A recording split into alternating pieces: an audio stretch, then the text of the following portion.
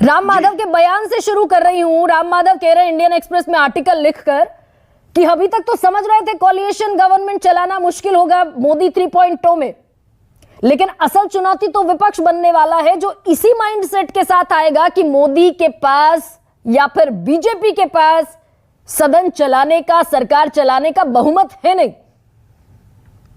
और ये इसमें सबसे बड़ी चुनौती क्या नीट को माना जाए? देखिए गरिमा जी, राम माधव उस आरएसएस के साथ जुड़े हुए हैं जिसके प्रमुख मोहन भागवत है और जिन्होंने पिछले दिनों बहुत तीखी टिप्पणी की थी नरेंद्र मोदी के ऊपर और उनके स्टाइल ऑफ फंक्शनिंग के ऊपर, उनके सरकार चलाने के रवैये के ऊपर। और उसमें साफ तौर पे कहा था कि चल हो जा शुरू। केसरिया से मन जोगी हुआ रे, दिल झूमे देखो पतवारा हुआ रे, दिल झूमे देखो पतवारा हुआ रे। हर पल मनाओ केसरी त्योहार। विमल बोलो जुबान केसरी।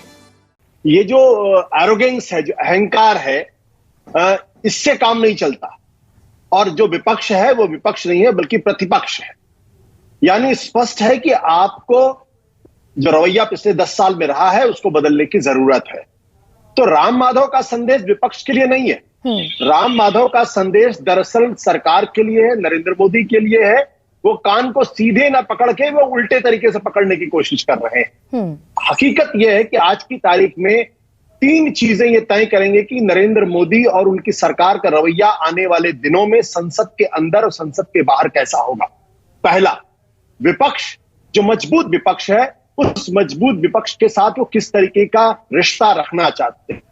दूसरा, जिस तरीके से आरएसएस और उनके सहयोगी संगठनों की तरफ से लगातार सवाल पूछे जा रहे हैं और लोग लगातार जो उन पर हमले किए जा रहे हैं, उससे निपटने, उससे उनका रिश्ता कैसा होगा, यह महत्वपूर्ण बात है।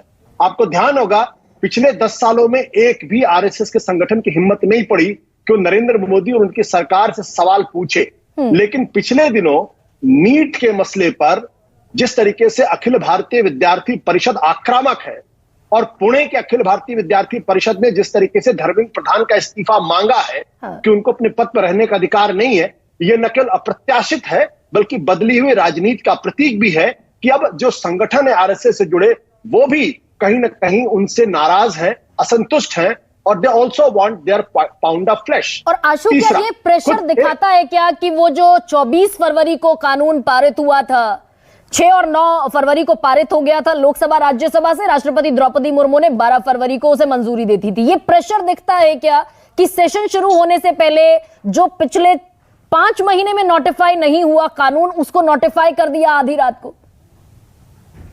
देखिए, एक चीज और मैं जोड़ दूं, वो ये कि हम सब लोगों ने एक चीज मिस किया। वो ये कि 4 जून को इनको बहुमत मिलने के बाद, इंडिया को बहुमत मिलने के बाद भारतीय जनता पार्टी ने अपनी संसदीय दल की बैठक नहीं बुलाई। एब्सोल्युटली कायदे से संसदीय दल की बैठक बुलाकर प्रधानमंत्री नरेंद्र मोदी को संसदीय दल का नेता चुनकर उसके बाद एनडीए के संसदीय दल के साथ बैठक करके उनको आधिकारिक तौर पर प्रधानमंत्री पद के उम्मीदवार के तौर पर घोषित करना चाहिए था और तब राष्ट्रपति के पास जाना चाहिए था।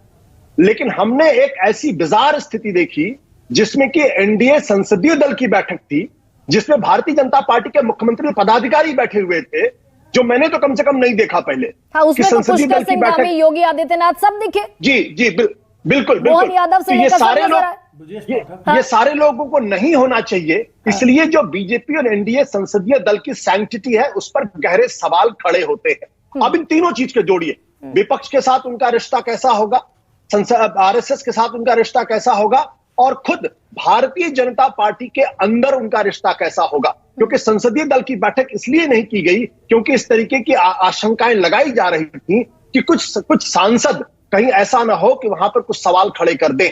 अब नरेंद्र मोदी का जो अपना अनुभव है, उनका इस तरीके से सरकार चलाने का कोई अनुभव नहीं। उनका अनुभव का मतलब क्या होता है कि सिर्फ मैं और सिर्फ मैं। जो पिछले 10 साल की सरकार थी, मैं उसको भारतीय जनता पार्टी की सरकार नहीं कहता, मैं उसको सिर्फ एक आदमी की सरकार कहता हूं, उसका नाम है नरेंद्र मोदी। लेकिन आशु, ये तो दिखा ना बदलते हुए, आपको याद होगा 4 जून को जब नतीजे आए और सबसे पहली दफा प्रधानमंत्री नरेंद्र मोदी ने संबोधन दिया, उस समय उन्होंने एनडीए का नाम बीजेपी से ज्यादा मर्तबा लिया। तो यानी कि ये तो स्वीकार हो चुका है बीजेपी के भीतर भी कि ये बीजेपी की सरकार नहीं है, एनडीए की सरकार है। वो कहते हैं ना, अंग्रेजी की कहावत है, ओल्ड हैबिट डाई हार्ड। बड़ी मुश्किल से आदतें बदलती हैं। और चीतों के बारे में कहा जाता है कि दरअसल वो अपनी जो धारियां होती हैं उनको बदलते नहीं है, बहुत टाइम लगता है। तो अभी वो कोशिश करेंगे, इसमें कोई दो राय नहीं है। लेकिन जितना मैं नरेंद्र मोदी जी को जानता हूं, उनको बीजेपी की अपनी सरकार चलाने का अनुभव नहीं है, उनको सिर्फ अपनी सरकार चलाने का अनुभव है। तो वैसे में वो बीजेपी की सरकार मिला के एनडीए की सरकार को कैसे चलाएंगे, मजबूत विपक्ष से कैसे रिश्ते रखेंगे, ये तय होगा इस संसद भवन में, जो अपने आप में काफी स्टार्मी और तूफानी होने जा रहा है।